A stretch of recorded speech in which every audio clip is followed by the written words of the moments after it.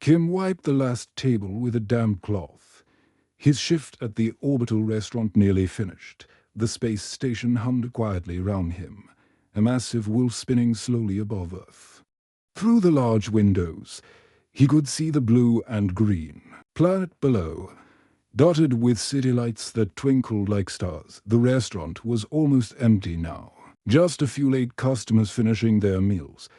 Kim liked this quiet time when he could think about his day and plan for tomorrow. He had been working here for 2 years, saving money to maybe open his own small place someday. That's when he heard the sound of someone stumbling in the corridor outside. Kim looked up from his cleaning and saw a woman in an expensive black business suit walking unsteadily along the hallway. She was talking to herself, her words slurred and unclear. Her dark hair was messy, and her usually perfect makeup was smudged. Kim recognized her immediately. Everyone on the station knew Hannah's face. She was one of the richest people in human space, the owner of 3 major technology companies. Her picture was always on the news feeds, usually showing her at important meetings or making deals worth billions of credits. But now she looked nothing like the confident businesswoman from the reports. She was clearly drunk and having trouble walking straight. As Kim watched, she stumbled and nearly fell against the wall. Kim quickly put down his cleaning cloth and hurried out into the corridor. His grandmother had always taught him to help people when they needed it, no matter who they were. "Ma'am, you okay?" Kim asked gently, reaching out to steady her arm as she swayed dangerously. Hannah looked up at him with confused eyes. Her face was red from drinking, and she smelled strongly of expensive alcohol. "They said no," she mumbled, her words coming out thick and slow. "The blue alien said humans have no culture worth sharing, no refinement." Kim had heard about the big meeting on the news. Representatives from the Galactic Trade Union had come to the station to decide if humans could join their organization.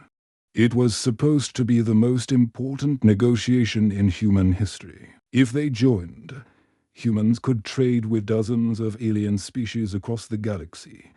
If they failed, Earth would remain isolated and alone. "They think we're stupid," Hannah continued, leaning heavily against Kim's arm. "Just violent monkeys who learned to build spaceships. No art, no culture, nothing worth preserving." Kim helped guide her to a nearby bench along the corridor wall. The metal was cold, but it was better than letting her fall down.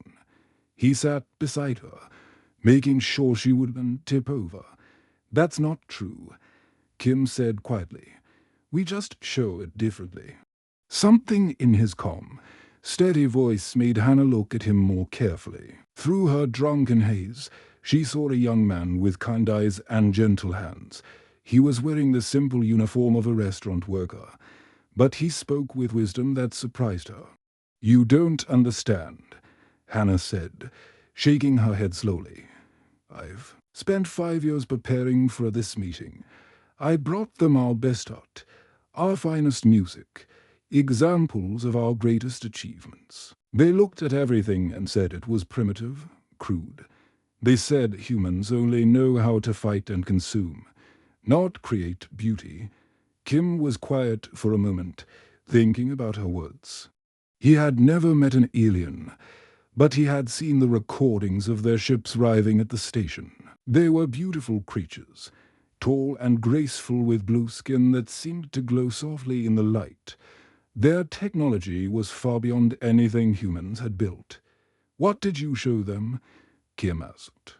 "Everything," Hannah replied. "Classical music, paintings from the greatest masters, sculptures, literature. The best humanity has produced over thousands of years." Kim nodded slowly. "But did you show them how we live, how we care for each other?" Hannah frowned, not understanding. "What do you mean?" "I work in the restaurant," Kim explained. "Every day I see people from all over human space. Miners from the asteroid belt, traders from the outer colonies, families taking vacations to Earth. They all come to eat together. They share stories. They laugh. They help each other. When someone is sad, others comfort them. When someone celebrates, everyone joins in. That's just eating, Hannah said. Confused? No. Kim replied gently. That's culture, real culture. It's not just the paintings on walls or the music in concert halls. It's how we treat strangers like family, how we share what we have, how we make everyone feel welcome at our table. Hannah stared at him, her mind still foggy from the alcohol, but beginning to grasp what he was saying. This young waiter understood something that had escaped her entire team of experts and negotiators. The aliens probably have their own art and music that's much better than ours, Kim continued. But do they have restaurants where enemies become friends? Do they have customs that turn strangers into family? Do they know how to take someone who's lost and alone and make them feel at home? As Kim spoke, Hannah felt something shift in her thinking. She had spent so much time trying to prove humans were civilized by alien standards that she had forgotten what made them truly special. The real culture of humanity wasn't in museums or libraries. It was in moments like this, when a busy worker stopped everything to help a drunk stranger. The morning shift at the Orbital restaurant was always busy. Kim arrived early as usual, checking that all the tables were clean and the kitchen was ready for the day. He had slept poorly after his encounter with the drunk billionaire, wondering if he had said too much to someone so important. As he arranged the chairs and set out fresh flowers on each table, Kim tried to push the memory away. Hannah probably wouldn't even remember meeting him. Rich people lived in a different world, one where poor waiters were invisible. But he was wrong. At exactly 9 o'clock, when the restaurant opened for breakfast, Hannah walked through the door. She looked completely different from the night before. Her black hair was perfectly styled. Her expensive blue dress was crisp and clean, and her makeup was flawless. She wore the confident expression that Kim had seen in news reports, but her eyes were tired. Kim was carrying a tray of coffee cups to a table when he saw her. His hands trembled slightly, and he almost dropped the tray. What was she doing here? Had he done something wrong by helping her last night? Hannah looked round the restaurant until she spotted Kim.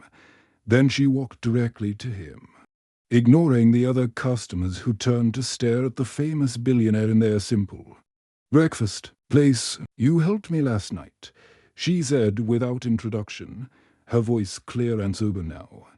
Didn't ask for anything. Kim set down his tray carefully, his heart beating fast. He could feel the other customers watching them, probably wondering why someone so rich and powerful was talking to a waiter. Kim shrugged, not sure what to say. Just seemed right. Hannah studied his face carefully, as if she was trying to solve a difficult puzzle. In the bright morning light, she could see that he was younger than she had first thought. Probably in his early 20s, his uniform was old but clean, and his hands showed the calluses of someone who worked hard for his money. I've been thinking about what you said, Hannah continued, about real culture being how we treat each other, not just art and music. Kim nodded but remained quiet. He had learned that when important people wanted to talk, it was better to listen.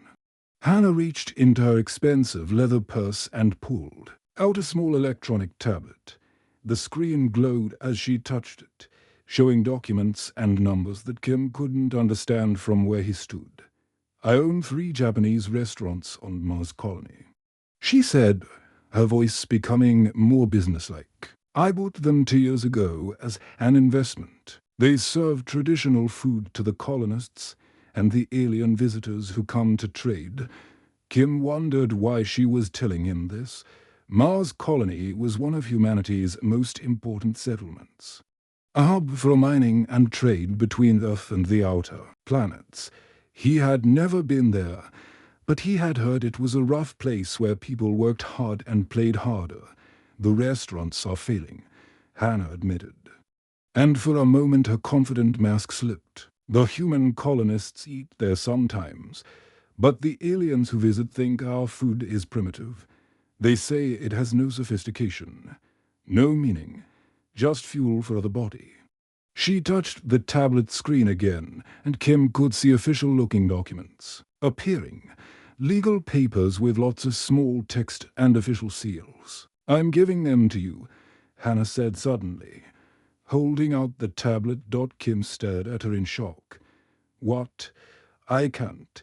You understand culture better than my corporate teams," Hannah interrupted.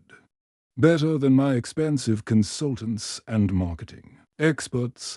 The trade union judges species by how they preserve and share traditions across worlds. They want to see if we can take our culture to other places and make it meaningful to different people.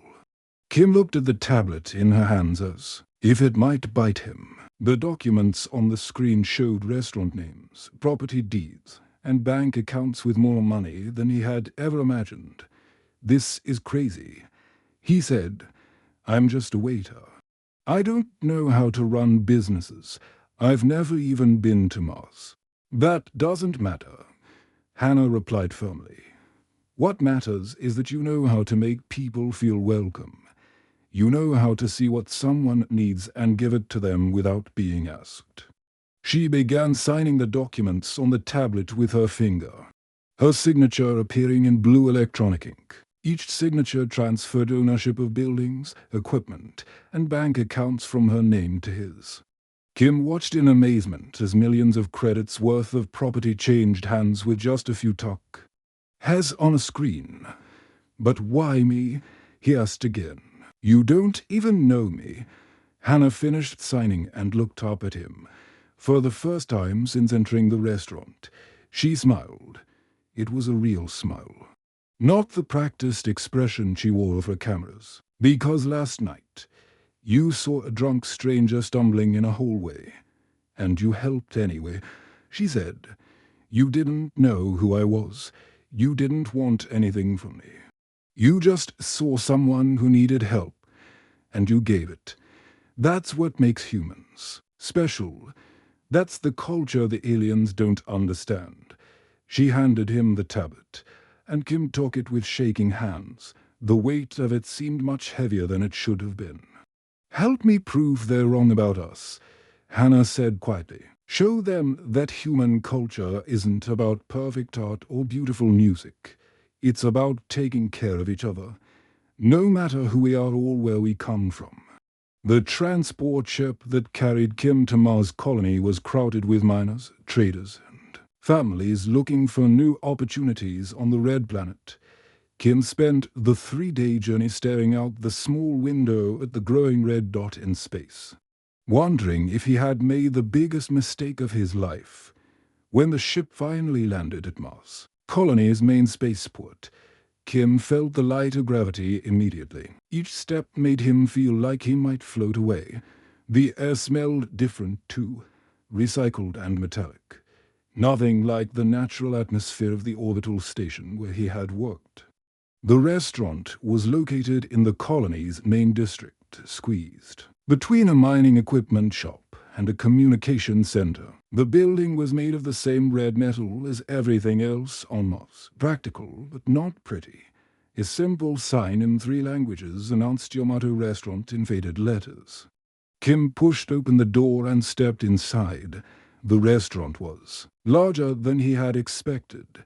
With 20 tables and a long counter facing an open kitchen, everything looked tired and worn.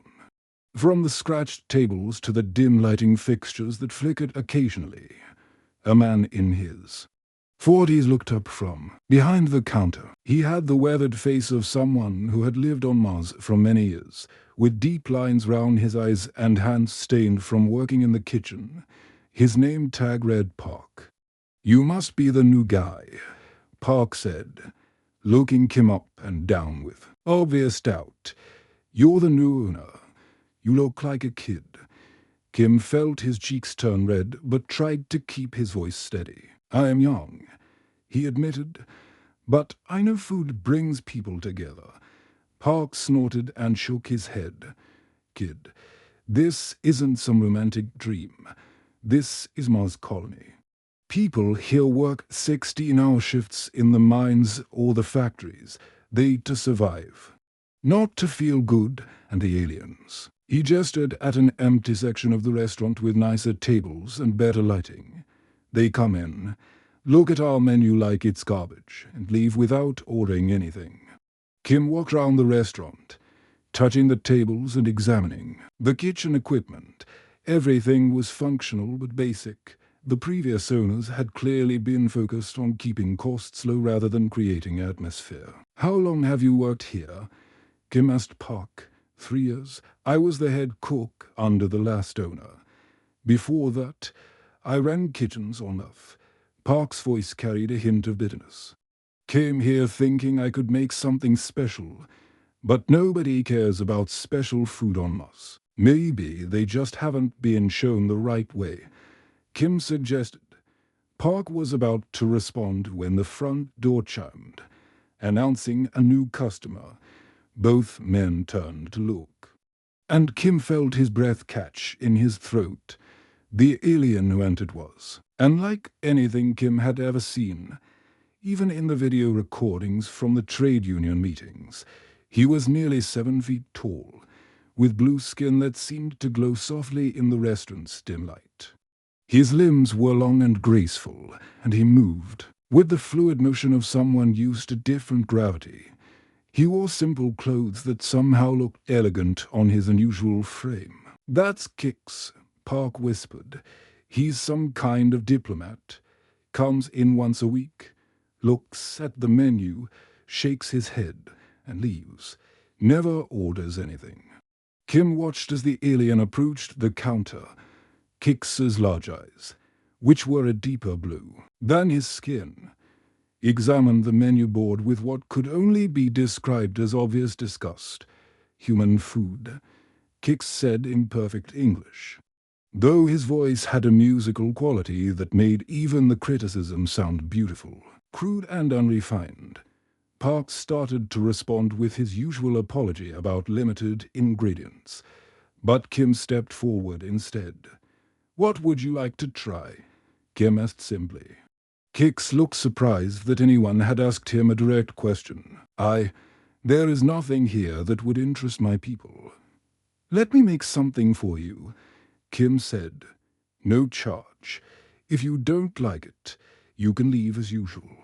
The alien considered this for a moment, then nodded slowly. "Very well, but I won. I have eaten the finest cuisine from 12 different worlds." Kim went into the kitchen, with Park following close behind. "What are you doing?" Park hissed. "You're going to embarrass us even more." But Kim was already pulling ingredients from the storage coolers. He found fresh noodles, vegetables grown in the colony's hydroponic gardens, and strips of synthetic meat that tasted almost like the real thing. As he worked, he thought about his grandmother's kitchen back on Earth, remembering exactly how she had taught him to layer flavors and build complexity in a simple bowl of ramen. The most important thing, she had always said, was not the ingredients themselves, but the care you put into combining them. Each element had to support the others, creating something greater than the sum of its parts. Kim prepared the broth slowly, roasting the Martian vegetables until they caramelized and added depth. He cooked the noodles until they were exactly the right texture, firm but not hard. The synthetic meat he marinated in a sauce made from ingredients he found in the restaurant's pantry, creating flavors that reminded him of home while using what was available on Mars. When the bowl was ready, Kim carried it personally to Kix's table. The alien looked at the steaming ramen with the same expression of skepticism he had worn when examining the menu. Kix picked up the chopsticks with surprising skill and took his first bite. Then he stopped, his large eyes widening in surprise. He ate the rest of the bowl in complete silence while Kim and Park watched nervously from the counter. When he finished, Kix set down his chopsticks and looked up at Kim. "This," he said slowly, "has layers, complexity. I was not expecting such depth from human cuisine." Kim approached the table carefully. "Food tells stories," he said. "This one's about adaptation, taking what you have and making it beautiful." The warning sirens began at exactly 3 in the afternoon. Just as Kim was preparing for the dinner rush, the piercing wail echoed through every building in Mars Colony. A sound that every colonist had heard in drills but hoped never to experience. "For real. Red alert. Red alert." The automated voice crackled through the restaurant's communication system. "All civilians report to emergency shelters immediately. This is not a drill." Enemy vessels detected approaching Mars Colony. Kim looked up from the vegetables he was chopping, his knife frozen in his hand. Through the restaurant's windows, he could see people running in the streets, parents carrying children, workers abandoning their shops to race toward the underground. Bunkers. Park dropped the pot he was holding, and it clattered loudly on the kitchen floor. "Raiders," he said, his face pale. "I heard the miners talking about ships attacking the outer settlements. They take supplies, destroy equipment, sometimes take prisoners." At that moment, Kim realized they were not alone in the restaurant. Kix was still sitting at his usual table, along with 2 other aliens who had arrived that morning. One was a shorter creature with green skin and forearms. The other was tall and thin with silver skin that reflected the light like metal. "We should go to the military base," Park urged, already untying his apron. "The shelters are the safest place during an attack." But Kim stood still, looking at the 3 alien diplomats who were now trapped in the restaurant. They had been eating lunch when the sirens started, and now they looked confused and frightened. The military shelters were designed for human colonists, not alien visitors. "No," Kim said quietly, surprising himself with his own calmness. "We stay here. We cook." Park stared at him as if he had lost his mind. "Kim, this is not the time for—" "This is exactly the time," Kim interrupted. He walked to the front door and locked it, then turned on all the lights in the restaurant. Through the windows, they could see the red Martian sky beginning to glow with the lights of approaching ships. "If we run to the shelters, we leave our guests behind," Kim explained. "What kind of hospitality is that?" The first explosions came 20 minutes later. Distant booms that shook the building and rattled the dishes on the shelves. Kim continued working in the kitchen, preparing large pots of soup and rice that could feed many people quickly. His hands moved automatically, muscle memory taking over while his mind focused on staying calm.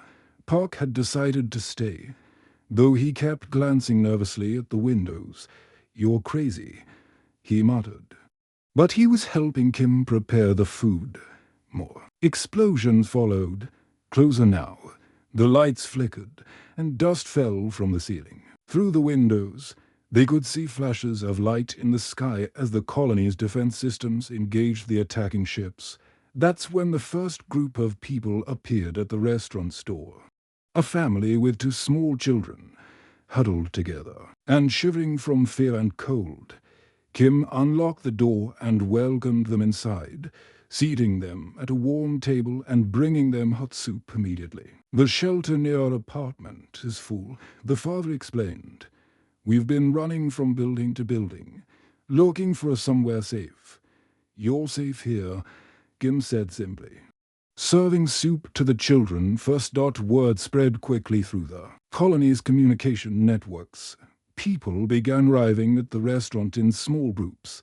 Some were colonists who couldn't reach the main shelters. Others were workers who had been caught in the open when the attack began. A few were off-duty soldiers who had been ordered to help with civilian evacuation, the restaurant filled with a strange mix of people who would never normally eat together. Miners with dirty hands sat next to office workers in clean clothes. Families with crying babies shared tables with tough security guards. And in the middle of it all, 3 alien diplomats found themselves part of a human emergency response.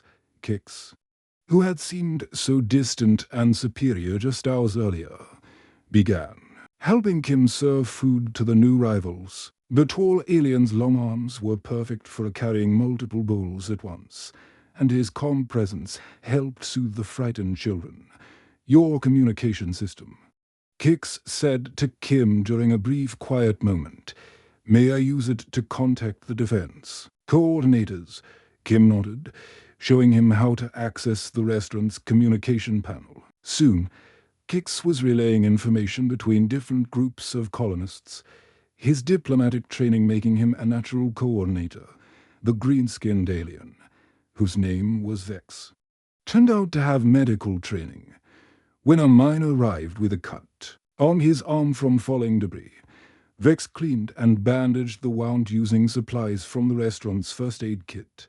The silver-skinned alien, called Zara, had engineering knowledge. When the restaurant's power flickered dangerously, she worked with Park to stabilize the electrical system, ensuring they could continue cooking and keeping the lights on. As the battle raged outside, the restaurant became a small island of safety and warmth. Kim moved between the tables, making sure everyone had food and drink, listening to their fears and offering quiet reassurance. He noticed that people were talking to each other, sharing stories and comfort with strangers. Hours passed. The explosions became less frequent, then stopped entirely. Through the windows, they could see the attacking ships retreating, chased away by the colony's defense forces. As dawn broke over Mars colony, Kix approached Kim in the kitchen. The tall alien looked tired, but somehow different, less distant than before. "Your species," he told Kim, "watching as humans and aliens work together to clean up the restaurant. You make allies out of strangers. In one night, you turned a room full of frightened individuals into a community." Kim looked round the restaurant, seeing miners helping to wash dishes, children playing together regardless of their parents' jobs, and 3 alien diplomats who had become part of the colony's emergency response. "Food brings people together," Kim said, repeating what he had told Park on his first day, especially when they're scared and far from home. The journey to the Galactic Trade Union headquarters took Kim 3 days on the fastest transport ship available. He had never traveled so far from human space before, and the sight of alien worlds passing by the viewport filled him with wonder and nervousness. 6 months had passed since the night of the raider attack on Mars colony. In that time, Kim's life had changed in ways he could never have imagined. The story of the restaurant that stayed open during the battle had spread across human space and beyond. News reporters had interviewed him, government officials had visited his establishment, and most surprisingly, alien diplomats had begun arriving regularly to eat at his tables. What started as one struggling restaurant on Mars had grown into something much larger. With Hannah's financial backing and the support of the trade union's cultural exchange program, Kim had opened restaurants on 4 other worlds. Each one followed the same simple principle he had learned from his grandmother. Good food and genuine hospitality could bring anyone together. Now, he stood in the vast council chamber of the trade union headquarters, a space so large it could have held his entire Mars colony restaurant 100 times over. The walls curved up and away, disappearing into shadows, and holographic displays floated in the air showing information in dozens of alien languages. Behind Kim, massive screens displayed images of his restaurants across 5 different worlds. There was the original location on Mars, where human miners now eat lunch alongside villain diplomats. The second restaurant was on a trading station near Jupiter, where travelers from across the galaxy stopped to rest and share meals. The third was on a water world where amphibious aliens had taught his human staff to prepare food that could be eaten both above and below the surface. The fourth restaurant was on a desert planet where the local rock-willing species had initially been suspicious of outsiders, but Kim's staff had learned to prepare their traditional stone-grilled foods, earning the respect and friendship of the entire community. The fifth was the newest, located on a space station that served as a diplomatic meeting point for 3 different alien governments. In the center of the council chamber sat the council leader, a being so ancient and alien that Kim could barely understand its form. It seemed to be made of shifting light and shadow, speaking in a voice that sounded like music played on instruments Kim had never heard. Humanity's application for membership in the Galactic Trade Union was initially rejected, the council leader announced, its words translated into English by devices built into Kim's seat. We believed your species lacked cultural sophistication. Your art was considered primitive, your music simple, your literature crude by our standards. Kim remained calm, though his heart was beating fast. Round him, the circular chamber was filled with representatives from dozens of alien civilizations. He recognized many of them as regular customers at his restaurants. There was Kix, of course, who had become not just a friend, but an advisor. Vex, the green-skinned medic, was there representing her people's merchant guild. Even Zara, the silver-skinned engineer, had traveled here to observe the proceedings. However, the council leader continued, and Kim felt the entire chamber grow quiet. We have reconsidered our decision. Over the past 6 months, we have observed something remarkable. The human practice of what you call hospitality, creating safe spaces where different peoples can gather, share food, and build understanding. This is perhaps the highest form of culture any species can achieve. The holographic displays behind Kim changed, now showing scenes from inside his restaurants. Aliens and humans eating together, laughing, sharing stories, children from different species playing while their parents conducted business, diplomatic meetings taking place over bowls of soup. Where enemies became trading partners, your restaurants have become more than places to eat, the council leader explained. They have become neutral ground where conflicts are resolved, friendships are formed, and understanding grows between species that have been strangers for centuries. This is cultural achievement of the highest order. Kim thought about his grandmother, who had taught him that cooking was about more than following recipes. It was about caring for people, making them feel welcome, showing them that they mattered. She would have been amazed to see our simple lessons being discussed in this grand chamber among the leaders, though. If galactic civilization, therefore, the council leader announced, its voice growing stronger, humanity is accepted into the Galactic Trade Union with full membership and all associated privileges. The chamber erupted in sounds that Kim assumed were applause, though they came in forms he had never heard before. Some species clapped, others made musical tones, and a few flashed colored lights from their bodies. Later, as Kim signed the documents that would establish restaurants throughout Union space, Hannah peered at his side. She looked exactly as confident and professional as she had on that first morning in his orbital restaurant. But now she smiled more easily. Still think I made the right choice that night, she said, watching as Kim's signature appeared on contracts that would change the course of human history. Kim nodded, looking through the massive viewport that showed the trade union headquarters. Ships from hundreds of different worlds were docked at the station, their crews and passengers representing every form of life he could imagine. Soon, many of them would be eating at his restaurants, sharing meals and stories with humans, and each other. Food doesn't just feed the body, Kim said, remembering something he had learned during those long months of building bridges between species. It feeds hope. Back on the orbital station where it all began, Kim's first restaurant was busier than ever.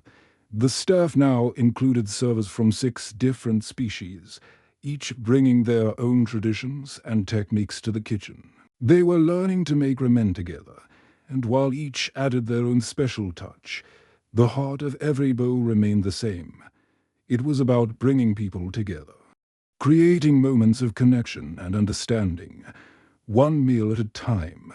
The young waiter who had once simply wiped tables and served coffee had become something he never expected, a bridge between worlds, a creator of community, a keeper of the simple truth that sharing food with others was one of the most powerful forms of diplomacy ever discovered.